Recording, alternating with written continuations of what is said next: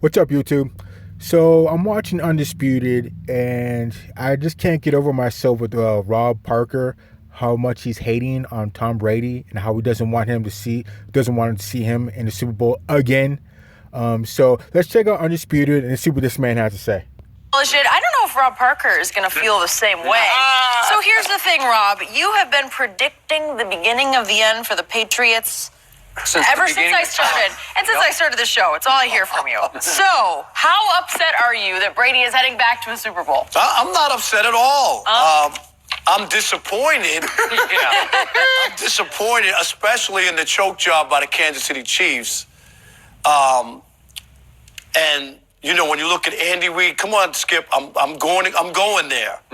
Andy Reid, Shannon, is the the worst coach of all time. Every time there's a big game, he had it all laid out. At home, you got the new hotness as quarterback. The Patriots had lost 3 AFC championships in a row on the road. The Patriots had lost 5 games to all non-playoff teams on the road. I can't even draw it up any better. Right. It's all laid out for you. What do? Goose egg in the first half at home. Goose egg. You cannot have that. People are like, well, you can't blame Andy because the defense, and they wind up scoring 31 points and all that. No. What they allowed Tom Brady to do, and Tom Brady, Skip, you know it, Shannon knows it, Jenny knows it, remains the luckiest of all time because we all saw that third interception. Look, sometimes you get lucky. Like I said before in other videos, sometimes the greatest players get lucky. And there are other times when they're not lucky. Like I said before in other videos, Tom Brady was not lucky when you played against Eli Manning and the New York Giants when he got beat twice. Like I said before in other videos, Eli Manning is a Tom Brady killer. So I don't want to hear anything about, oh, Tom Brady got lucky this and lucky that. There's been times when he hasn't been lucky before. There's been plenty of times when he hasn't been lucky before. But him and Bill Belichick put themselves in position to take advantage of a situation that could hover around being lucky. Could hover around a situation where they might get lucky. To put themselves in position to take full advantage of the luckiness. To end the game. It was there. The offsides, only Tom Brady gets that. Nobody else gets that. Exactly. When Kobe was playing, how many calls did Kobe get? He got those calls because some people say he's the GOAT. He's one of the best players. Yes, I'll go with that. We'll just go with MJ.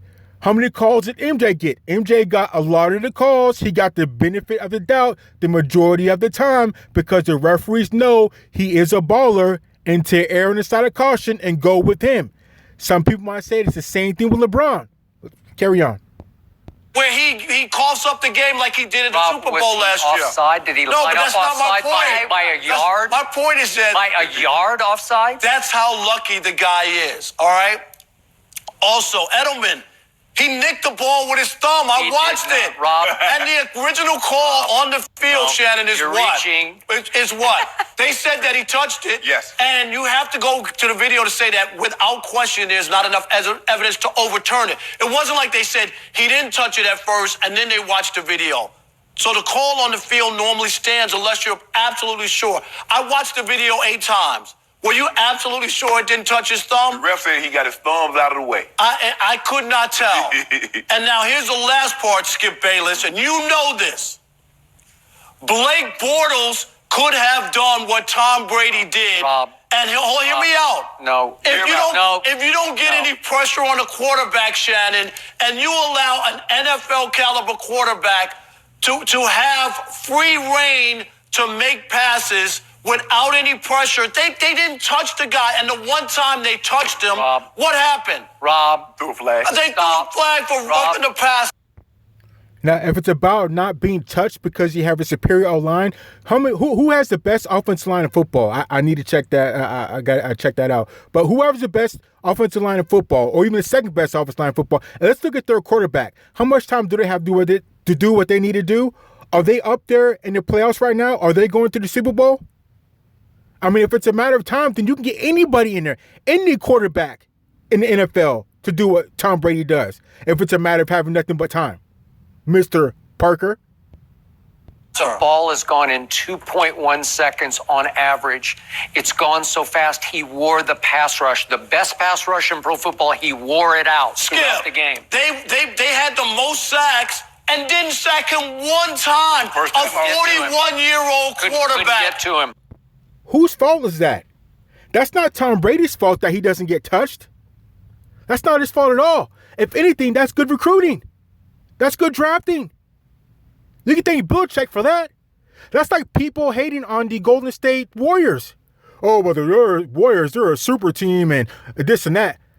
The only person that ever came over to their team that was really recruited was KD. And they were winning championships before KD got there. Curry was drafted. Thompson was, Clay was drafted. Draymond was drafted. I mean, come on. They couldn't get to him. No, because the ball's gone too fast. And you're going to tell me that a quarterback, given time, without being pressured, I've never seen anybody. I don't know if Blake Bortles could do that, but I know a lot of quarterbacks that could. Nobody could get the ball away 2.1 seconds. It's just impossible what he's doing. He's speed reading and picking the exact right guy to throw it to, and the ball is gone before the rush can get there. The Chargers had a top 5 pass rush. So when he threw they couldn't touch him. When he threw the pick in the end zone in the first that was quarter, a terrible idea. He just got fooled by Reggie. Tom Brady was en route to 3 interceptions and a horrific night, and he got bailed out. What, Rob? He went 13 of 19 on third down. It's impossible. 13 of 19 on third down? 13 of 19 on third down? That's not luck. That's putting in work is what that is. There's only one way the Patriots are going to steal that game, and they stole it. And it was because their quarterback kept converting on third down, 9 of the 13 by throwing the football, and kept the ball away from Patrick Mahomes to the tune of 44 minutes to only 21 minutes. Belichick's defense got slaughtered in the fourth quarter to the tune of 24 points in 3 clock minutes. That's all Mahomes had the ball in the fourth quarter because that's all he really needed to score 24. And Brady still pulled it out with 2 long drives, clutch throw after clutch throw. And then in overtime, he goes 3 straight 3rd and 10 conversion passes. That is hard to do. In overtime, 3 straight 3rd and 10 conversions? And you call that luck? I mean, what's going on with the defensive coordinator for the Chiefs? You guys can't stop them 3 times in 3rd and 10, and you guys can't get a stop?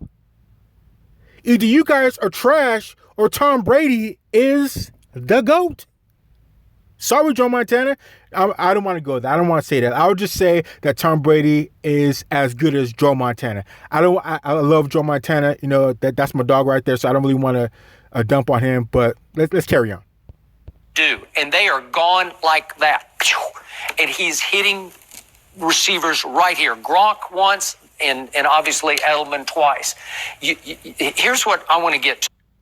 Go ahead. Okay, there's something operating here that's deeper than just football because to me, I don't know Tom Brady. I've never spoken to him. I don't know Tom Brady either. Okay, and I don't love what he posts on Instagram, but it's just like the flip side of Barry Bonds. I knew Barry Bonds, and I didn't like him, but I think he was the greatest player ever. I don't know Tom Brady, and I don't care about any of the off-field stuff. Not one thing off-field. All I know is what my eyes tell me, I'm going to just borrow this man's word, virtuoso performance against the Chargers, virtuoso against Kansas City. He is playing quarterback at the highest level. It's the hardest position to play in all of sports, and he's coming as close to mastering that position as we've ever seen because he's doing it quicker than anybody's ever done it. So to me, it's a privilege and honor because he's 41 years of age and he's not going to be around forever. And to be able to sit and watch him every Sunday, I'm in awe.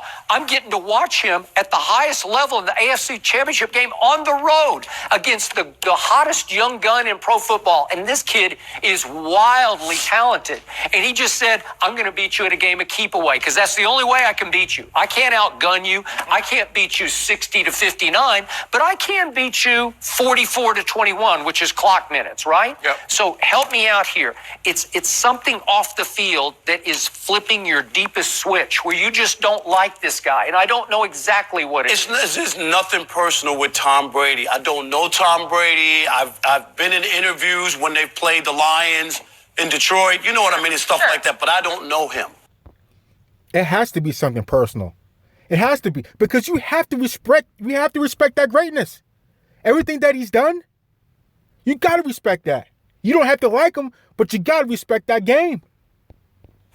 I don't like the way that they cover Tom Brady. And I think that that's part of, like, the nausea in NFL America is no matter how the game ends, it's Tom Brady. And I'll give you a perfect example. That was the same way that Tim Tebow was covered. There was a game where Tim Tebow maybe had, less than 80 yards passing, and the kicker kicked a 89-yard field goal. And after the game, right, as the field goal, the camera's on Tim Tebow as if he just kicked the 89-yard field goal. Okay, I'll give you some of that, but this is the greatest quarterback ever. But this is the same thing. Exactly, Skip. Exactly. The reason why Tom Brady is going to get the coverage no matter what is because he's riding around as the GOAT.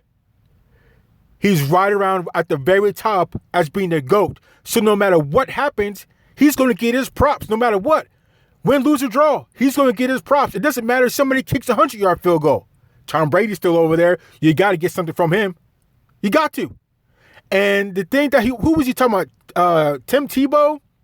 I think he was crying about Tim Tebow and the kicker kicking the 89-yard field goal. Well, what did Tim Tebow do setting up that kicker to get to that point? He set up that kicker. That kicker didn't just come out there from out of nowhere and kick that field goal. All that was set up by Tim Tebow and offense. So no matter what, that quarterback is going to get props. Tebow never even thought about being in the same universe. But it doesn't matter. Like.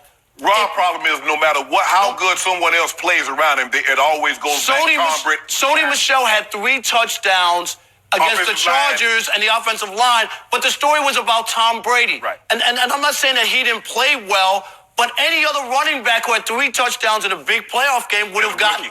And a rookie, his first game ever, playoff game ever. Right. And the story's Tom Brady. Okay, this is 19 years, 41 years of age. I get it.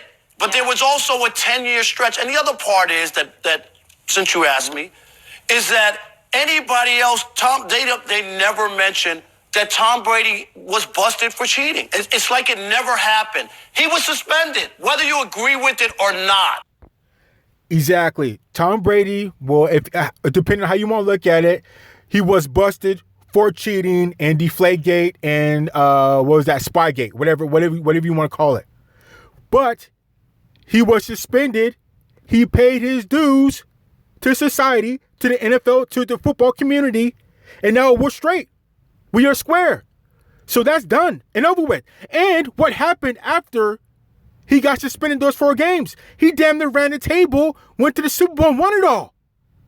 He won it all after Deflategate. And what happened with Spygate? Spygate happened earlier in the year, like we talked about in another video. That happened earlier in the year that it happened like week 1 or 2. And then what happened to the rest of the year? They ran the table, went undefeated until they got to the Super Bowl and they bumped into Eli Manning. And we all know Eli Manning is a Tom Brady killer. So forget that argument, Mr. Rob Parker. Same thing. Bill Belichick. There's a lot of fans who can't accept or embrace the Patriots because of all the other stuff that they've done. And if it's anybody... I'm Captain Obvious, and Hotels.com rewards me basically everywhere. So why am I sliding into this ski lodge with my mini horse? Because Hotels.com...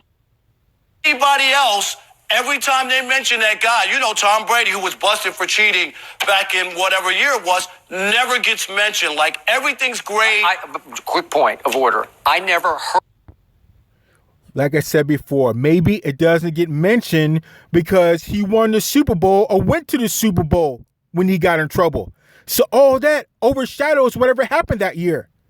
That's why you bust that ass. If you get in trouble, you got to make up for it. What happened when Kobe had his incident in Colorado? He came back playing his ass off. He came back playing his ass off. Heard or saw any hard, real, convincing evidence that Tom Brady cheated. That's fine. Bill Belichick, red-handed, caught, busted. Was he suspended by the league? Yeah, he was. When Tom Brady was asked by Peter Alexander from NBC News, I'll never forget it. Is Tom Brady a cheater? I don't think so. That's what Tom Brady said. And to this day, he was suspended whether we like it or not, and that's a fact that never gets talked about. So when you talk about, and the same thing with the Bill Belichick, you can say he got busted red-handed. Having the defensive signals helps who? That's all I'm asking. Who does that help? Does that not help Tom Brady? Okay, but Sunday he was really good, and you won't give him any credit. I didn't say I didn't give him any credit. He played relatively well, especially in overtime. By the way, I do need to congratulate the New England Patriots for their Instagram video they posted of Rob Parker because it was cleverly done. Did you see that? I saw it. Last week on this show and on Colin Cowherd's Herd show, obviously, Rob went on a rant worthy of Dr. King, I thought, about how America will be freed from the Patriots. And the reign of terror, Right. And they spliced in highlights of Brady to Gronkowski, Rex Burkhead for the touchdown. My phone started buzzing like crazy once they dropped that. So thanks to the Patriots for helping me out. You got a lot of Instagram followers now. That's right. I probably got about 100 now. Switch your tune. Okay, so I got to ask this. Did the possible Trump connection rub you the wrong way? Because he had the hat in his locker. This is well before the election, right? Not that he supported Trump. You can support whoever you want. Right. But that you wouldn't acknowledge it, like the hat's in your It just so happens to be in that spot where everybody can see it. And then when everything kind of... Then Tom acted like, oh, wait a minute, there's a million pictures of you playing golf with Trump and you hanging out with him, so don't act like you don't know him now. That's all I'm saying. It felt like he wanted to distance himself from Donald Trump, whereas the owner of the New England Patriot, who you really admire, right? Yep. He is one of Donald Trump's closest friends.